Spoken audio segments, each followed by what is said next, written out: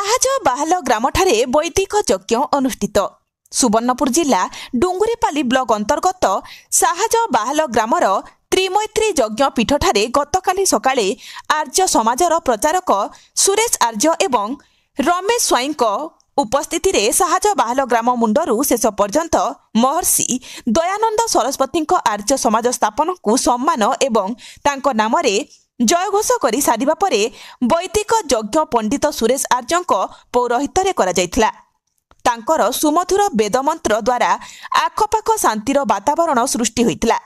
एही कार्यक्रमर अनुष्ठान रे सभापति श्रीजुक्त सरोज कुमार, संपादक जगजीवन पुटेल, कोषाध्यक्ष सुरेश पुटेल, सह कोषाध्यक्ष मधुसूदन पुटेल, सुशील बुड़ेक, वीर पुटेल तथा बाबा क्षीरधर पुटेल रहिथिले।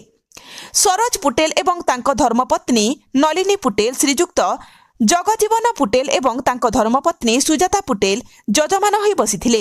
एही यज्ञ कार्यक्रम रे दूर दूरांतरू अनेक भक्तवृंद आसिथिबा बेले ग्रामवासी माने सहयोग करिथिले। ब्यूरो रिपोर्ट, प्रतिज्ञा लाइव।